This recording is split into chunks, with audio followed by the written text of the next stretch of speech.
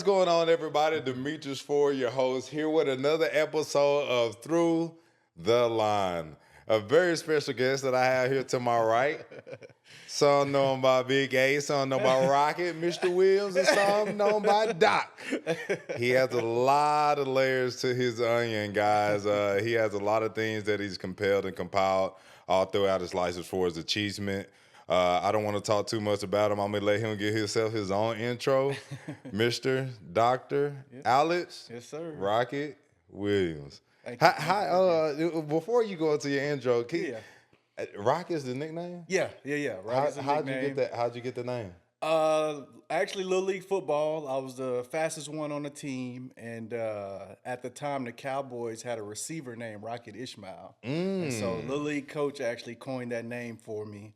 And just kind of childhood grew up. It just stuck with me. Friends, family always called me that.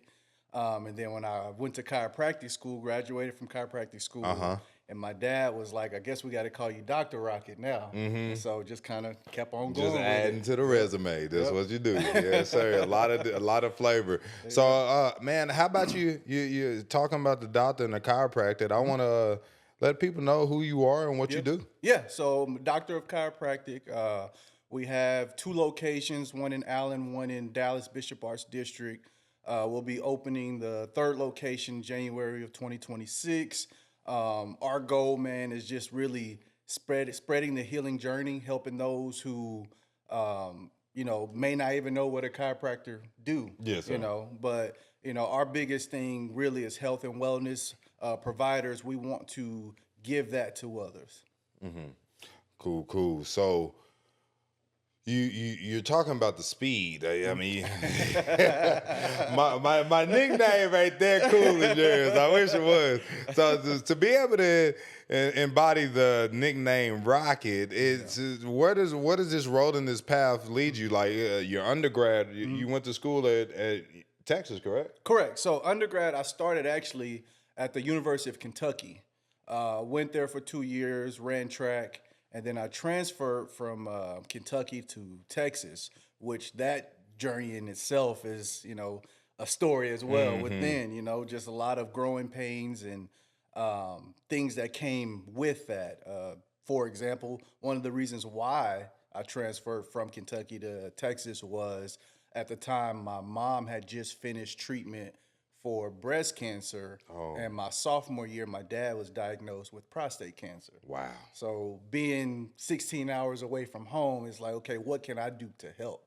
Yes, and sir. the only thing that I could think of at the time was to get somewhere closer to home and still, finish my educational journey. And still walk your path to life for what you wanted to do. Yep. Man, that's really hard feeling. I'm sorry, man, about that and everything as well. So you came out of high school with this nickname, and you earned a track scholarship? Correct. Okay. So you went to the University of Kentucky on a track scholarship. Yep. What races did you run? I was a short sprinter, 100, 200 relays. Okay. So I was one of those people. He was the man. I was one of those people. The longer you asked me to run, the worse I got at it. Yeah. So Rocket, my start was, I was always known for my start. So coming out of the blocks, whether it was, for the 100 meters or if we're talking 4x1 relay, I was always the first leg. So that's kind of where that all just kind of kept sticking with me. Yeah. So it's funny that you say that. Going into one of the topics that I've always wanted to discuss with you is, we had a lot of I wouldn't say just typical conversations whenever you come. Everyone, he does do my adjustments. Y'all check him out. Instagram here on the video. Tell them what they can find you at, Rocket. Yeah, so Instagram is Dr. Rocket Williams. Facebook is Alex Rocket Williams. So pretty simple to find there. And then again, like I said, our locations, Allen location is inside of the Hidden Gym in Allen. And then Bishop Arts is a standalone clinic out there in Dallas. Perfect. So y'all know exactly where you can locate him, hit him on his handles. That way you can come get your life adjusted too. So speaking of the first leg, is how you start a race. Would you say how you start a race is how you will finish the race?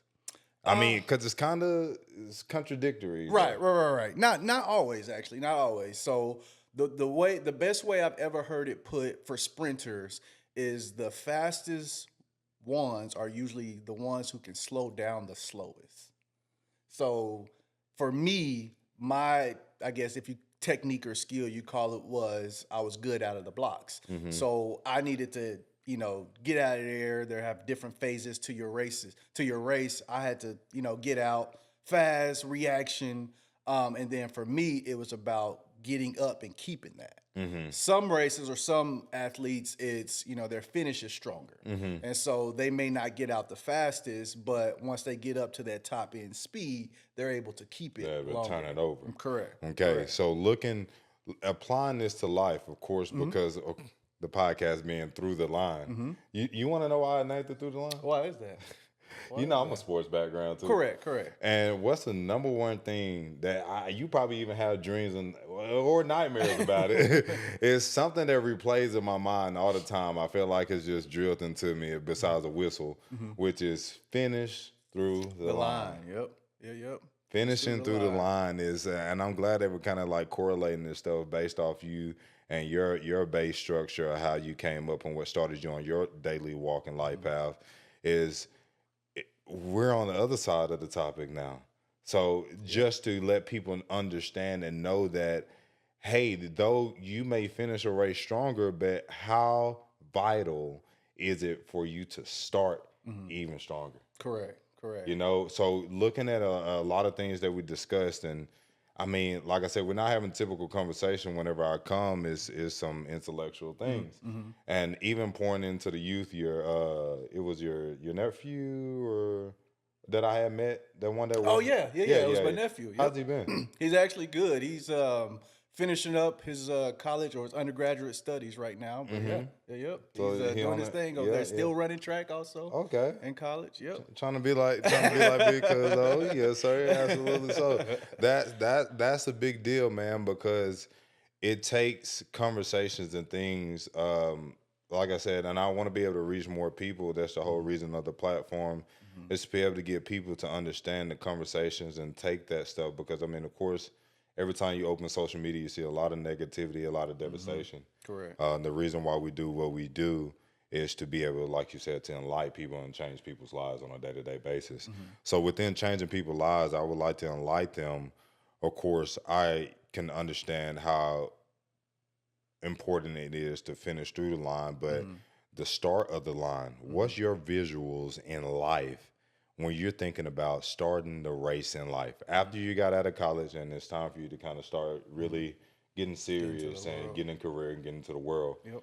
How did you start that race, and what was your thoughts on starting that race? Man, that listening to that question, that takes me back to bus ride. I was leaving nationals, track and field nationals, and it was my last track meet ever. And I remember texting. So I'm the youngest of five. Got three older brothers and sisters.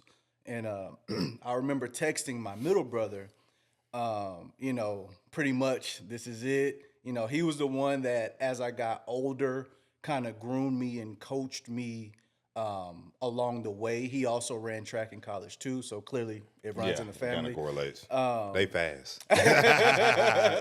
But I remember he texted me, and at this time, I had an idea of what I wanted to do on the health realm, but I didn't, the light bulb moment of chiropractic itself hadn't went off just yet. Yeah. I knew I wanted to be a doctor. I knew I wanted to help people. I knew I wanted to serve, but I didn't know which avenue that was going to be in. And I remember he had texted me, as I was on the bus, and he was like, basically in so many words, he was like, now it's your time to turn to give back. Pretty much, all your older siblings, your dad, your mom have poured into you, got you to this point. Now it's your time to do that for other people.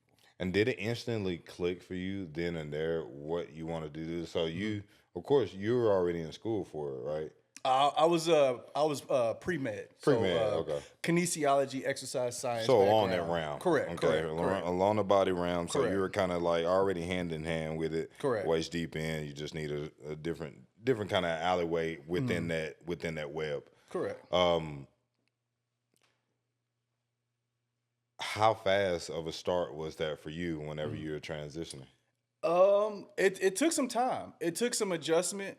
I remember right after I graduated from the University of Texas, I didn't necessarily know what I was gonna do. I remember I went and I took the CCAT, I took the MCAT, took the GRE, in mind thinking, okay, I know graduate school is going to be the next thing.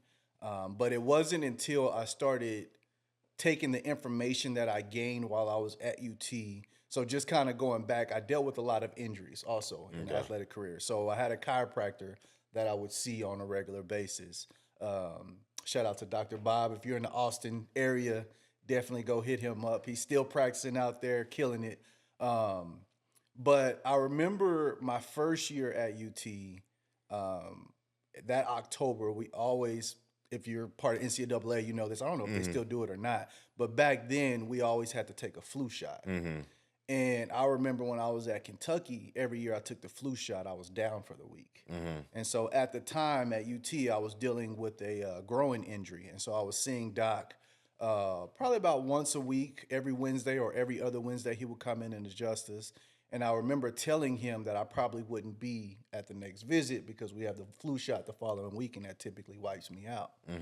And I remember that next week, took the flu shot, nothing, nothing was wrong. Didn't get sick, didn't get anything. And so I went in for the treatment, and Doc was like, "Oh, you made it. I thought you would be down." I was like, "Actually, no, I'm actually good. This is the first time I ever had a flu shot, and I didn't get sick." And because I didn't get a flu shot growing up. It was only according to the NCAA that I had to do it. You was on the Flintstone bottom. But and so then he started educating me on like how chiropractic adjustments help with boosting your immune system. Really? And so again, at the time, I didn't know much, but I knew enough. And so when he said boost your immune system, I knew both of my parents were dealing with cancer and their immune system was suppressed. And so I just started asking him questions like, what should they be doing? And he really just started dropping bombs and educating me on like nutrition that they should be on, exercises they should be doing. And I remember I came home that first November for Thanksgiving, and I was telling my mom about chiropractic. And honestly, I don't know what struck a nerve, what caught it for her. Honestly, I'm gonna say it was a God thing. But because I'm the youngest out of 5, nobody listens to me. Yeah. But for whatever reason, that bit of information stayed with her. And, long story short, fast forward 2 years, I'm graduating, and she's starting to go and, do her own research on what chiropractic is and health realms and stuff like that. And it was really, for me, the light bulb moment of seeing her, like, Light up educate that. Yeah. And it was like, man, if this tad bit of information I gave her got her going this strong, how can I give that back to people? And so when I graduated, man, that was the first time I came back and actually lived with my parents for a couple of months. And it was like, let's try chiropractic school. I have the degree plan for it already. All I got to do is apply. Applied, it got accepted. But it wasn't until the following May that I got accepted. And so at the meantime, it's like, well, I don't want to just sit at home, so I got a job. And so I ended up getting a personal training job with Gold's Gym. And that's actually how I got introduced to like the bodybuilding industry and all that good stuff. Yeah, it all makes sense. And man, I was at Gold's for 2 months, and I got promoted to being a regional director. And at that point, because we're talking, I graduated in December, so by April I was a regional director. And May, I'm supposed to start chiropractic school. And so I'm 21, 22 years old making regional director money. And I'm just like, do I want to do this? Right, do I want to go to chiropractic school? Yeah. And so I ended up pushing it back. And so I ended up working for Goals for another 2.5, 3 years. Really? Before I went to chiropractic school. And man, looking back, another God moment. So glad I did that. But I remember, and I think kind of going back to your question, I think the light bulb moment as far as starting for me was that moment and the experiences that I gained from that experience. because a lot of what I learned then is actually helping me today run my business. So would you say that is the pillars or foundation that you built the way that you run your clinic and the way that you run your practices? Correct. That's actually what led me to opening a location inside of a gym. It just that familiar with the gym atmosphere, that being an athlete all my life, that team like atmosphere, just being in the mud for lack of better terms, Yeah. is that's what coined that for me. And now it's just like, okay, how can we continue to multiply this? Yeah. Right, because you see, being in the gym, you see how convenient it is for patients. You see how helpful it is for patients, that they can just go around the corner, maybe even just ask a question. You know? But it's probably more likely it's convenient on your side too.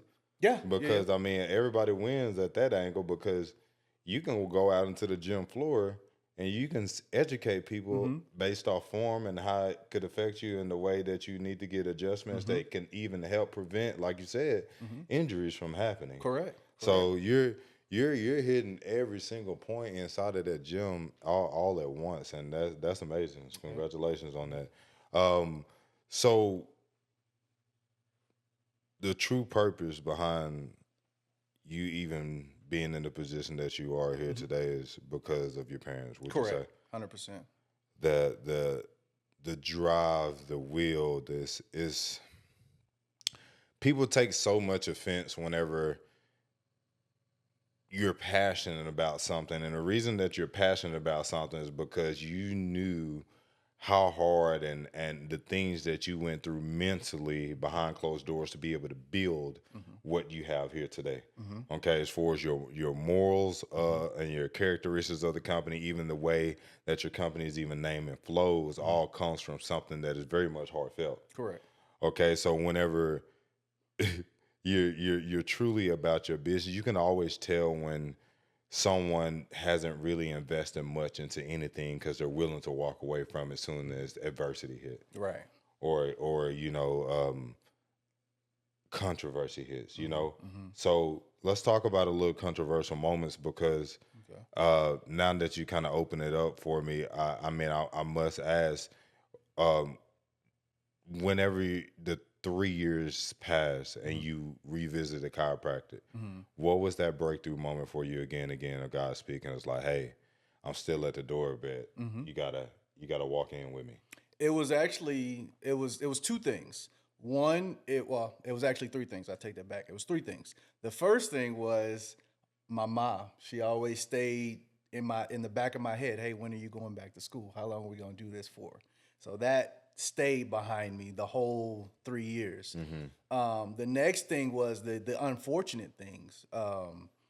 I was in a position where the company, we were doing really well. We were breaking records. And, for whatever reason, the owner felt like, yeah, but anybody could do this. And so he actually demoted me. And before he demoted me, I had a dream. This was the third one. I had a dream of me asking. Well, before that dream, I had asked God, like, when is it time for me to move on? Because I remember we were at the dinner table, and my asked me again, like, how long are we gonna do this? And at that point, I had already been doing this for 2.5, 3 years. So it's like, actually, I don't know how long I'm gonna do it. Let me ask God, Yeah. which is a foundation that she built, and upraised and bringing me up. And I had a dream. And in that dream, the owner had called a meeting. And in that meeting, he basically told everyone that he was getting ready to sell off the gyms. And probably that next week is when he came to me about wanting me to train two other guys to basically take my position. And I just kind of took that as, okay, this is my This is my out. exit. Yeah, this is my exit. And so I didn't have to apply to chiropractic school again. I had already been accepted, and they give you 5 years to jump in. So I'm only in the third year, so I'm still good. But yeah, it was that moment that it was like, okay, this is clearly, God telling me it's time to move on. I asked him a question, he answered it. Now I just gotta, take heed. And shoot, that happened that was a October, November dream, and honestly, by January, they were looking to sell already. So So it all worked in your favor. it did. That's amazing how God speaks in so many numerous amounts of ways. Um, so how long did it take you to start practicing Hmm. after you had went, of course, to school? Because I don't Hmm. know much about the industry or the field. Yeah, yeah. Uh, So Around what timeline? So you mhm. transitioning to what you are today. How long did that take you for anyone that's wanting to go after this stuff? Okay. So chiropractic school is 3 years, 4 months. Mm-hmm. Um, Part of the later portion of that, you go through your residency or intern ship, which is typically lasts about a year. Mm-hmm. Um, so after that, I was then hired as an associate doc, and I worked there for 2-ish years. Mm-hmm. And then, after I leaving there, I opened up the Dallas location. That was my first location. Yes, sir. Um, and then about a year, actually probably about 7 months later, we opened up the Hidden Gym The hidden gem. location. Yeah. Yep. And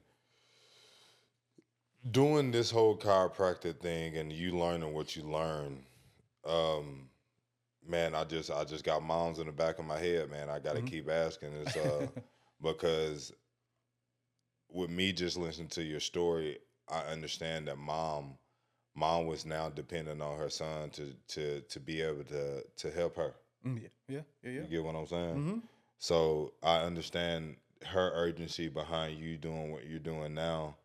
Um, how does all that correlate into whenever you started practicing? Did you start practicing on mom them as Hmm. well? So the to be honest, the when you're going through the internship, you actually start practicing on each other. So there's the Mm-hmm. students practices, Mm-hmm. and so for me, actually, the cool thing about my business is I'm not in it by myself. I do have a business partner, Dr. Mathis. Him and I started and finished chiropractic school together. Mm-hmm. And so we got to practice on one another. So when it Mm. came time to open up our business, it's like, well, I know he's good. He knows I'm good. We both work hard. Let's put it Let's put together, it together. Okay. And so when we started practicing, I noticed that a lot of my classmates or colleagues had a harder time getting their family to trust them. I never really had that issue. Mm-hmm. Like mom would come in, dad would come in, they'd come in together. They would tell on each other on who's been doing their exercises like they supposed to and who hasn't, who's been eating like they Yeah. supposed to and who hasn't. I never really had that. Uh, I never really had that battle Yeah. from them. That And so dynamic I setup. think to be honest, seeing them and the rest of my family easily come in and trust me helped me build the confidence of number one, I'm doing the right thing. I'm Mm-hmm. fulfilling the purpose that God has set for me. But then also number two, how can I continue to give this back to other families? Because at the end of the day, I know it's all much bigger than me or my family. Right. Much different areas of you gaining and hitting your strides, Hmm. because the typical story is like you said, Hmm. a lot of people's parents don't trust them Hmm. whenever they get inside of like business or Hmm. especially on the sales aspect, right? Correct. Correct. Yep. So it's, man, that's so much powerful within itself because it unlocked a better version of you. Hmm. So that race for you was very much rocket. Correct. Correct. You Yep. get Yeah. what I'm Yeah. Yeah. That's a good point. saying? Yeah. Yeah. It was very much Yep. rocket. So Yeah. that's why I'm feeling out with you here today, brother, is that, man, is you have something that's very special within your internal self that you are living out on a day-to-day basis, Hmm. even within the name. And the way that you hit your strides in your career, I mean, of course, is you have the start fast mentality. Hmm. So let's talk about now the flip side, finishing through the line as far as the attributes and things that you learned when you understood, Hmm. hey, I need to go back and do this school, or Hmm. I went and chose a whole different lane. And that's that mid race. Yeah. Yeah. Yep. That's Yep. that mid race right now, to the Yep. point where now you're strong again, and Hmm. you're learning how to run for a longer time rather than just a quick short burst. Yep. Yep. So what are your plans? What are you thinking about doing with this whole thing, Hmm. and some services that, of course, make you much more different to be able to educate a little bit of people on your business and all the awesome things that make you the difference? I think the first thing is wanting to continue to open the platform. I mean, right now, other than us, I think the only other gym that has chiropractic like treatments in it is like I think it's either LA or Lifetime. I can't remember which one. But even them, they do it on more of a corporate level. And so opening the platforms to where other providers, not even just chiropractors, other providers can also thrive in a similar atmosphere. So what does that look like? Mhm. Is it one big facility Mhm. and it has what is it would you say it's like a mega med spa vibe? Correct, correct. So like pretty much a huge kind of what I envision is like a huge um, gym with levels to it. Mm, So, upstairs you have, like you said, your med spa or even your cosmetics. mm-hmm, And then your downstairs, you may have your rehab or prehab. mm-hmm, But then you also have your gym floor as well. mm, And I think the biggest thing for me, one of the things that I never really knew, which I should have known because a lot of people in my family do this, but I never really knew how much I would enjoy teaching. And it's like, first of all, which I knew this from schools, we would talk about it all the time, but doctor is Latin for teacher. mm. And one of the things that I would like to open my platform up is to teach other docs on how to do exactly what we're doing, how to groom it, how to grow it, but also how to keep it going. Yeah. You know. So the quality of the work, uh, for everyone listening here, Mhm. what do you specialize in? For Okay. one. So we do, of course, traditional chiropractic adjustments. We do adjust the body, but we don't only adjust the body. I know a lot of people think of chiropractors as adjusting. That's what we do. We also focus on soft tissue. So we do deep tissue work as far as like active release or cupping or dry needling. Basically things that would allow the soft tissue of the body to function better. Mm-hmm. We also do corrective exercises because a lot of us we live in a flex society, Mm-hmm. right? So everything is forward, everything is looking down. We don't all sleep properly. And so we have to do things dynamically to help the posture function better. What's the proper way to sleep? I was never So, taught that. so the perfect way to sleep is going to be what's called coffin position. So laying on your back, spine and head and neck is in a neutral line, Uh-huh. so straight line. Next is going to be shoulder or laying on your side with your pillow height high enough to where you're not smashing into your shoulder. Yeah, you're not saying. Absolute worst way to sleep is going to be laying on your stomach with your head rotated one way or the other. That's when you wake up with them crooks in your neck. Correct. As Okay. you wake up Okay. with a lot of different things, Okay. especially if you sleep on your stomach and you start raising your arms. Now you got shoulder problems. Shoulder mobility and you, things. you lift a leg. Now you got hip rotation problems. So Wow, yeah. that quick of a joke. Yep. Yep. It can all be messed up. See, that's a little stuff that I don't know. I mean, that's a little stuff that I feel like people can be able to get helped out with. Correct. All right, so last topic, off of the work topic. Very very believable man. Whenever I say believable, you give people a sense of confidence of knowing that something is working. Mm-hmm. At least even with me, Mm-hmm. because when I first come in, when somebody first comes into your business, they're skeptical. Right. Because of course you probably already by that time already done seen 2 or 3 different people who gave you a bad taste. Absolutely. So I knew from the moment that I walked in, that you were pretty solid and stood on what you said. Being raised in a godly manner, Mm-hmm. the godly man that you are, you can even check out your hat. Mm-hmm. You preaching, and I hear you preach it a lot. Um, what continues to feed your faith every single day in a dying world, as far as what we look at on the news every single time that we open up our phone? Mm-hmm. I think there's going to be two things. I think the first one is obviously the Most High, right? Staying in constant communication with Him, allowing Him to show you different lights that you may not see. Like you said, it's so easy to get on social media or get on news and see the darkness. But then when you're, in constant communication with him, he'll show you the light.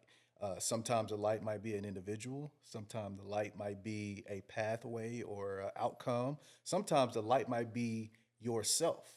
And I think for me is having that upbringing of going to him first. So shout out to mom for that, because that's something that she instilled in us. Absolutely. All five of us. And I think the next part of that is understanding that, God's presence does not exit the importance of work, right? So you have to have God and you have to have works. I'm glad you said that. And I think that's where, shout out to my dad, because he's someone who instilled work in us, right? And so it's like watching him, get up at 3:30, 4 o'clock in the morning every day, going to work, getting off at 5:30 and 6 p.m. to take, my siblings and I to our prospective sportings or outings. And we were never late, and there's a lot of us. I mean, like I said, I'm the youngest out of five. And so it just kind of instilled that work ethic behind the prayer, right? So now it's like, okay, prayer then works. So you got a shield and you got a sword. There you go, basically. And a lot of people don't really realize the importance of that, brother. A lot of people get caught into, I'm going to just pray about it. And some people get caught into, I'm going to just work through it and not pray about it. Yeah. And they don't understand. I was like, man, it's either you in defense mode, being conservative, just taking a beating, and eventually that shield going to break. Yeah. And it's going to break you. Yep. Or you out here trying to act like that you Rambo with just a sword and no shield. Yeah.